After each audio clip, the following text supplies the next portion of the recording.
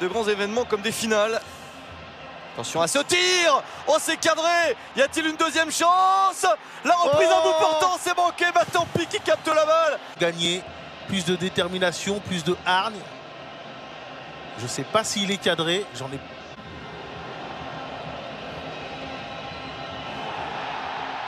Attention à ce ballon d'attaque, l'accrochage.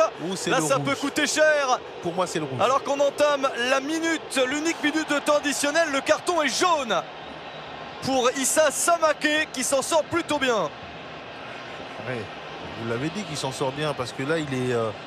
Bien sûr, mais qui vaut tout aussi cher. Il s'offre un doublé dans une finale continentale. C'est énorme pour lui et pour son pays. La fête peut peut-être commencer à se dessiner dans les tribunes.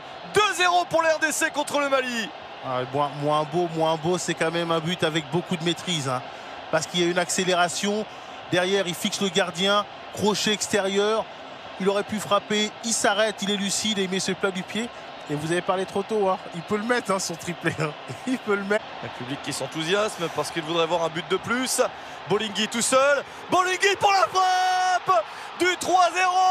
Et la coupe qui va être sûrement congolaise, sauf miracle. Et regardez, les Matampi qui s'offrent la danse à la Muteba Kidiaba. Quel hommage au gardien vétéran de la RDC qui ne joue plus en sélection.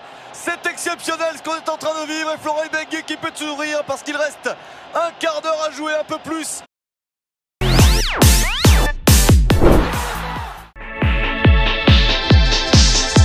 Cup of Nations for Ivory Coast has been Ghana.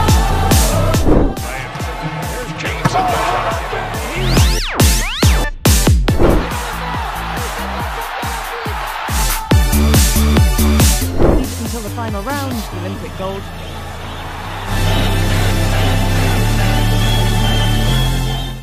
Bonjour, Merve, Banagnon, surtout à base Fekodou partout dans le monde de Skabo Landangai.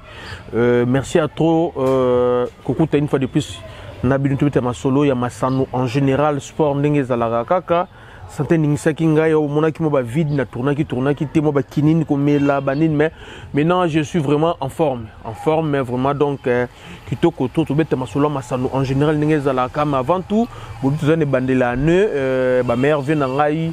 Na mon vieux Jean Mananga en France je suis qu'aux Olivier jour rebelle qui toko trop à San Cheki na pesio mbote mbanzamate ko bimba dede ba ku Gila Roche ba ku mon vieux Ondo Kava et si qu'aux Ali pourquoi pas Patrick Kouchou, pourquoi pas Bebel Mazono, Bibiche Makiese, Sylvie Kizaza, Claire Kizaza, Washington Simba Kizaza, Ndenge Zalakaka ba merveille na bino surtout. Ensemble, les lots de solo, évolution, il y a Makambuya Sport, il y a évoluer.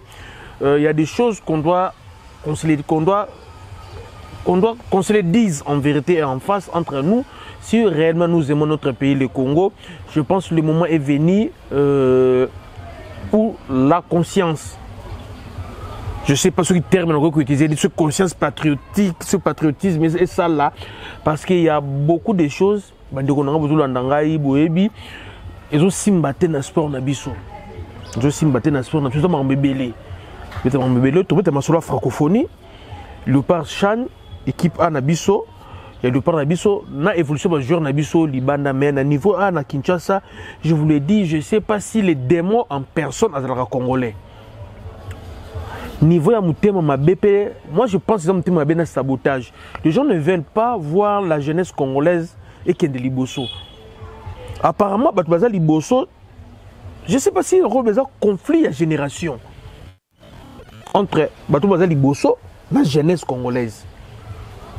Vraiment, ils ont fait ça. Je ne sais pas si Ndenge Zalarakaka, na niveau il y a francophonie d'abord, dans francophonie, parce que déjà la francophonie est organisée à Panabiso au Congo, année Oyo.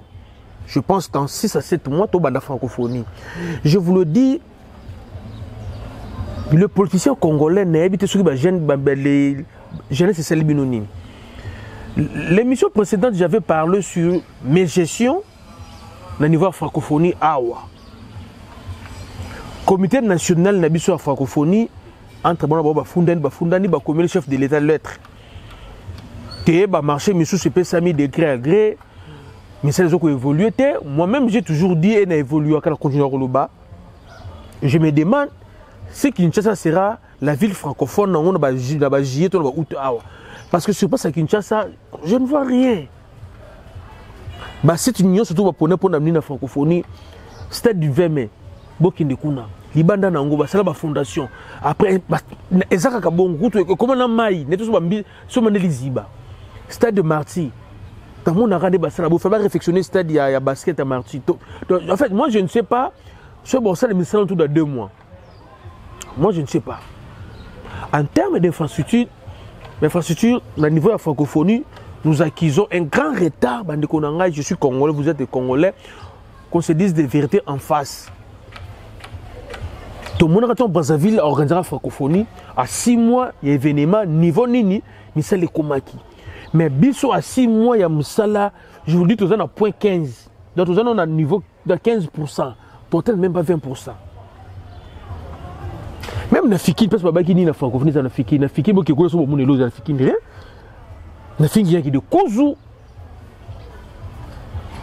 en fait moi excusez-moi na roloba Salomon TV base fait ko di munene na Lyon kuna talaka Salomon TV qui toko trop bokene na fikini baba ba buki ba nini pona francophonie il y a rien bon na stade du 20 mai il y a rien stade de Marty en fait je ne sais pas village il y a francophonie bon village ezala wapi les gens seront logés où on a inséré problème il y a hôtellerie dans la ville province de Kinshasa qu'on se dise la vérité on a inséré problème les causes na ba bon tout le monde a monarala c'est il y a un thème de yamato ba organisera ba compétition ba grande envergure ba coupe du monde ba coupe d'Afrique ba j'ai ba francophonie bon tellement ba faire ça ba 7000 ba passage ba 10 ba passage il y a un thème de yambara ba tuana il faut que le thème ba bon moi ba minimum aux autres ba Vénus notre hôtel Vénus minimum hôtel moi bongo ah on a même des flats oh même attention du coloté en fait je ne sais pas francophonie on organise ngo na ndenge nini bandiko na ngai par quelle magie peut-être que ma francophonie ngo vous savez très bien la francophonie nous allons participer à la francophonie dans 9 disciplines na conseil des ministres babaki ba fédération oyo et comme akozwa subvention à l'état c'était 4 auparavant et comme qui 12 mais papa na biso ministre de la finance Nicolas Kazadi je ne sais pas ce qui n'habité fait par préséance il y a Serge Condé moi je sais à sa VPMT en fait je ne sais pas donc à ce Serge Condé ordre qui a réduit le nombre de la fédération de la finance sont à 4 pendant qu'il y a un conseil des ministres en général le conseil des ministres va le boss c'est Samuel Lukonde les 4 et comment de 12 il y a boy ils sont à des 4 donc tu dois comprendre dans quel genre tu dois vivre dans Mboka Oyo et les politiciens biso ba jeunes la jeunesse les sportifs tout ça la bino nini le problème na biso ba koka jam c'était décidé bien au conseil de ministres il y aura 12 fédérations où nous allons subventionner dans l'état parce qu'il y a d'autres fédérations qui défendent valablement l'honneur il y a RDC bazala subventionné peut-être ma liste associée nous de l'autre côté sport de combat on même ma médaille na mboka sport de combat football les orombo tout ça la ligne football en faut balle kufa balle na Congo tout ça na morgue mama yemu donc tout ça na couloir morgue mama yemu ma football en mboka et on to bundisa ka costo mari na clan na fédération pour que la biso to bongisa et on to takara ba ministre sport parce que ba mbongo bimaka politique sportif en mboka oyo ba yeba ko appliquer ngote francophonie bandeko na ngai j'ai peur d'organiser francophonie awa na Congo et que tu as parmi les 3 premiers en termes de médailles. Tu as parmi les 3 premiers. J'ai peur parce que nous acquisons un grand retard dans la préparation à francophonie. Retard, il y a retard. Le ministre Serge Konde avait dit va organiser un camp d'entraînement pour 9 disciplines. ils ont organisé, ils ont représenté RDC dans la francophonie. 9 disciplines, voilà. C'est la d'entraînement pour la préparation. D'accord, depuis le banc Tilelo. Ok, côté le ministre Nico Kazadabi, bon, on peut se sport, ils ont Tilelo. Je ne sais pas, déplacement budgétaire, il y a un ministère du sport, et comme il dit sous Tondengeni. Donc, on a la présidence, c'est un déplacement budgétaire, 110%. Ministère des Finances, déplacement budgétaire, 97%. Ministère du budget, déplacement budgétaire, 87%.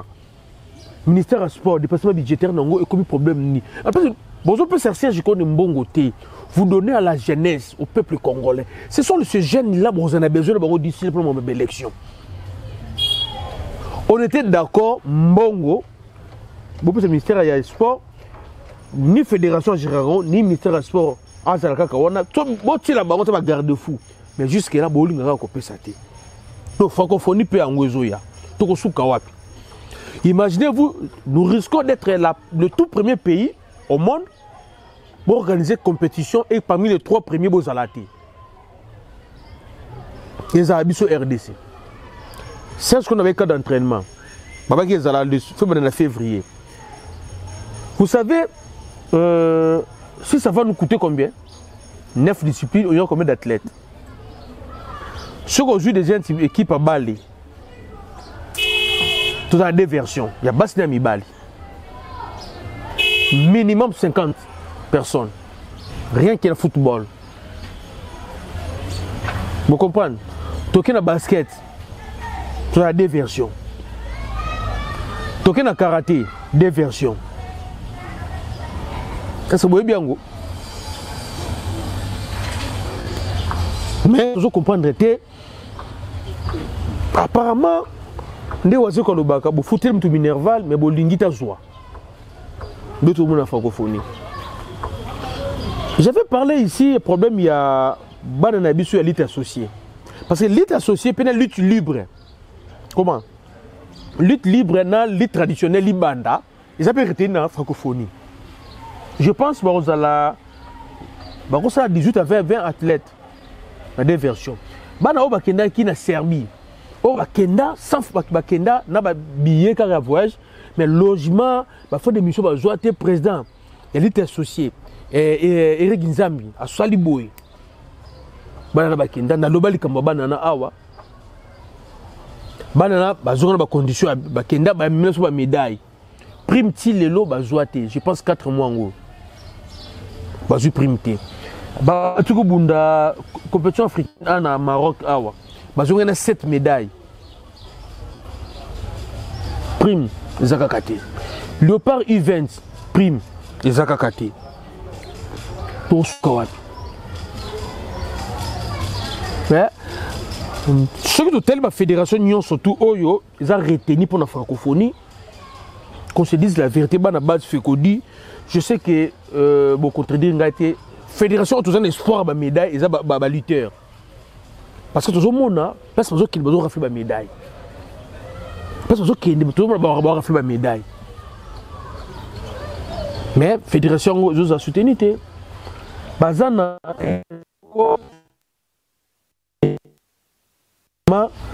na Croatie. Mais invité Bango, donc vous allez loger.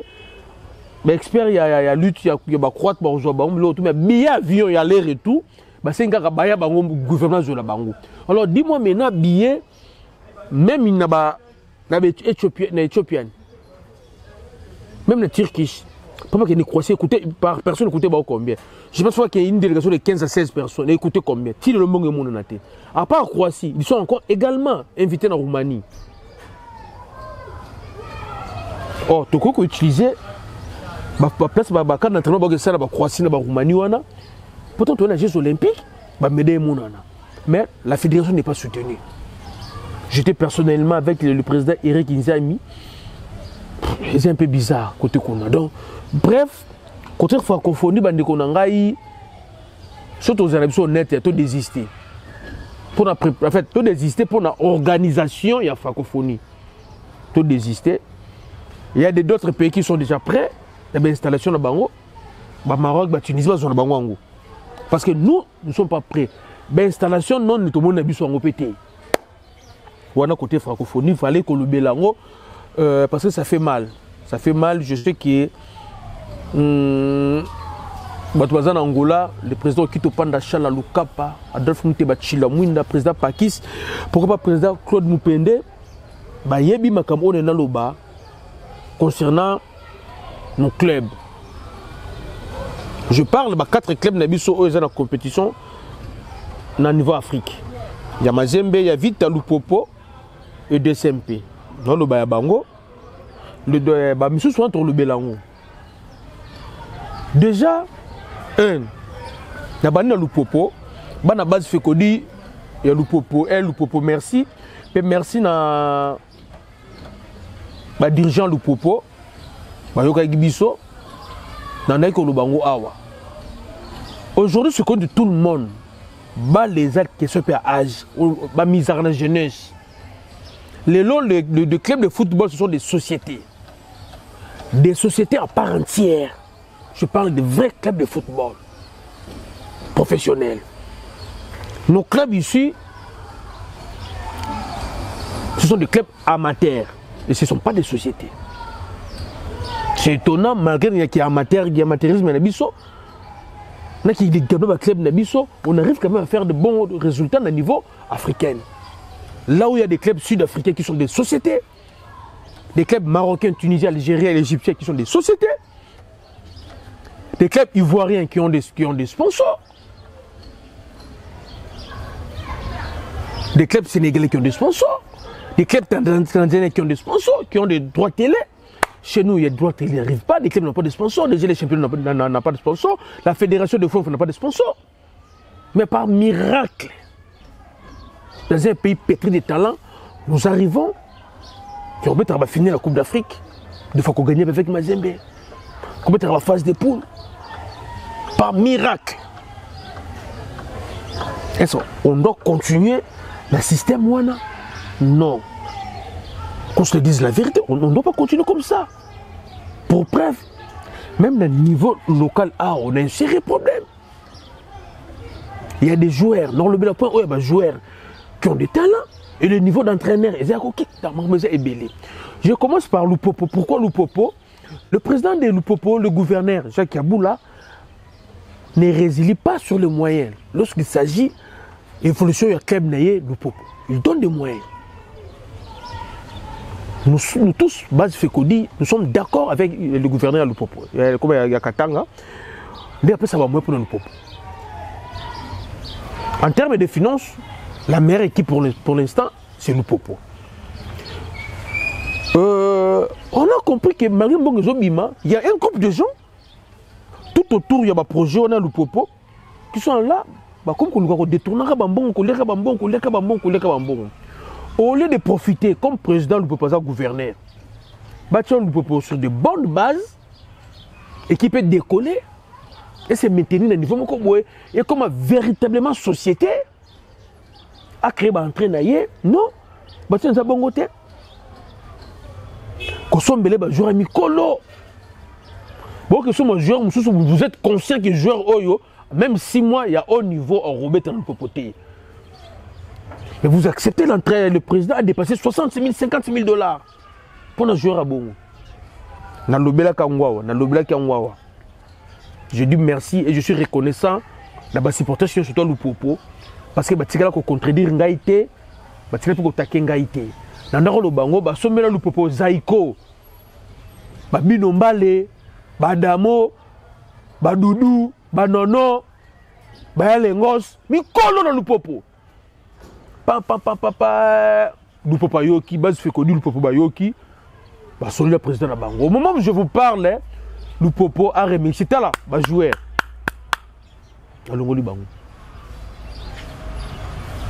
Jean-Marc Makous avait demandé personnellement de résider contre Lupopo parce qu'il avait un problème en TDG. Il y a d'autres joueurs tellement de famille pauvre. Comme on a salaire dans Lupopo, on a pris bien, joueur à Boston qui est un joueur. Comme cette affaire. Joueur local est Bengo. Ou Lupopo. Lupopo qui est prêté dans Zambie. Vous trouvez ça normal? Ils ont gâché talent. Le petit là, Agezana le Bengo. Le gaucher, Agezali. Tu n'as pas balé. Mais mbongo oyo bazo futa au salaire ya mbongo na yo o conjurer mbongo na ote et comment bomino carrière. J'étais étonné d'avoir Mongo ancien ya Juventus ya Tchango et Petro Congo abeta na Angola abeta pe na Zambie comme Tchanga Mazembe bi ton Petro beta na Mazembe ayawa ba akelu popo mais bazo so mela le joueur Mazembe comment le popo joueur ba na ba kombo to ndenge po Tchanga Mazembe bi aya tie vite bi après dans le salon émission dans le bas makamune les lots bâtis entre parenthèses dans le popo. Moi dans un supporter il y a FC Mikado. Je suis le plus jeune parce que nous sommes nous avec le papa Kengo, le papa Mbosso. Vous comprenez? Papa nous avons papa na. Vieux nani vieux président Sénat. Vieux Bahati. Biso ba imagination na biso papa no mona ba palu côté aéroport Njilwana. Biso no FC Mikado. Vous comprenez? Biso no FC Mikado donc tout le monde tout ça besoin d'évolution au football na biso. Non contre mon côté, mais je pense qu'il y a beaucoup de joueurs où le papa Longolu, le papa ont mérité. Balongwa, le papa ont renforcer l'équipe naé. Côté là c'est bon. DCMP a renforcé l'équipe naé. Mais le problème de finance n'est pas encore résolu. N'a pas joueur bazana nous sur place wana. Mais il m'a dit que ça va jouer monsieur soit vaccin entraîneur il y a portugais. Na entraîneur burkinabé. Bonne chance président Paul Kassemble, je sais pas parce que je financement parce que je sais qu'il m'a produit rien à part Bambongo de Bimara wana. Bonne chance côté wana. TP Mazembe également bayoka kinga IP, bayoki pe biso bana base Fekodi. Bazo renforcer équipe na bango, il y a un Camerounais là. Déjà, je remercie le TP Mazembe déjà. Faute de résultats niveau exaté. Et je me demande à comment on a gagné. Lorsque j'avais dit qui achète les jeunes à TP Mazembe. Profil de jeunes fois dans TP Mazembe. Dans son appel, on a fingangai. C'est bon, ma balle, il y a des fingangai, c'est normal pour les cas. Comme tu as bien un fingangai, l'autre bien de cela, après match à vita. Ah, Fekodi, tu as raison. Mazembe peut côté naïe, à un nettoyage. Dans un nettoyage. Avec club, on a renforcé l'équipe. Avec club également, il faut 6 joueurs. Il faut 6 joueurs. Donc, ils ont quand même compris le message. Bon, en février, avec club, on a un peu de retard parce que Coupe du Monde de club Banda. Le premier adversaire, il y avait club dans la phase des poules, les alliés, équipe à Maroc, Wakwana, Widad, comment Widad. Mais avec club, comme il y a la Ligue des Champions, comme équipe a la Coupe du Monde de club, ils appellent la Maroc. Donc ça fait que la première journée avec club, ils ont retardé par rapport à la Coupe du Monde de club. Les Ali Bongo. Mais dans l'ensemble, le club, ils ont continué à se préparer, On a posé un problème ici également. On a dit, le règlement nous dit comme ça. Lorsque un club congolais a payé 4 joueurs en équipe nationale, ils ont droit à un report en match. Il y a Mazimba Pessi, plus de Vita, Mazi Lupopo, Bani. Alors les autres clubs, il y a joueur, moins de 3 joueurs. Est-ce qu'il faut continuer le championnat? Moi, dans ma vie, si ça dépend de nous, la base fait coder, après réflexion, tout ça là qui lobby, na matongi na mona kin parce que vandaka, na sabanzete, parce que na mona kin, tu vas na mbana qui ta fait kofa, ba ta balide fona na biso base fait coder vanda na ngama mona kin sabanzete. Maya kalamu na ngama tu vandaka na pour total na rabu. Pour ba pression ba vanda pas mona kin pas vie makola. Parce que tu vanda na sabanzete na ngama mabwe. Surtout au-dessus de 20 mètres, il ligne idéologie na 20 mètres de vandeli bangwana, ba on peut ba ya pour te bango pression. Biso mo écrit na réussite. Dans le Kiwana, Mazembe, comment j'ai dit, moi, na Kinwana, tu as pression côté, on a tout le temps dit que maintenant, pour la biso base fait que du lobby et que, comment on appelle ça, l'inafoot, le club homme sous soi va continuer. Pour nous permettre de jouer base à la aguerri. Tout le monde est en équipe Chan. Tu bêtis match, après tu bêtis un match, tu gagnes 3-1 Libye. Mais l'entraîneur lui-même a lobby que non, les joueurs faut pas de la préparation physique. Donc ça prouve que ils ont passé. Préparation physique, ils allaient passer niveau physique et les joueurs ne sont pas assez. Alors ça sert à rien que même ces joueurs ne soient pas. Donc continuer vraiment, continuer. Pour faire ça qui toque. Donc tu bêta qui na Libye, tu gagnes 3-1, tu rebêta. Tu rebêta na Mali, après tu rebêta na Uganda oyo azuli kobeta CHAN kobeta na ye ya Maroc a désisté na ye. Au moment où je vous parle, les sélectionneurs nationaux aza sur place na Tunisie une équipe ba bongisama aye peut sengi na ye ama staff na ye pour na serrer problème na staff technique bandeko na ngai minga kolobeza te makote wana bolinga ra boule bolinga boule donc minga kolobeza te à suivre. Reprise de la tête, quasiment à bout portant, mais dans un angle fermé. Il suffit que je dise ça pour qu'ils mettent en place une attaque de qualité. Bon, ça c'est pas mal. Avec la balle au-dessus de la défense, la frappe au-dessus. Quelle occasion pour Koulibaly, encore lui cette fois-ci. Il a joué pied droit et là il maintenant. Ballon sur le côté gauche, Meshak.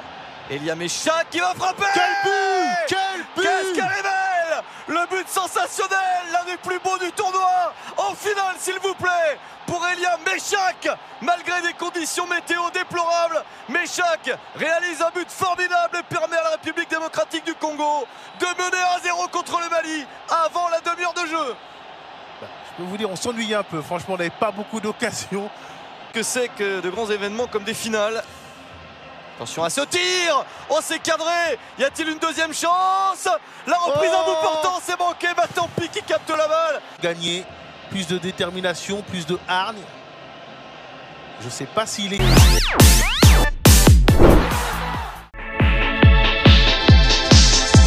Cup of Nations for Ivory Coast. Oh, have been Ghana. Here's James.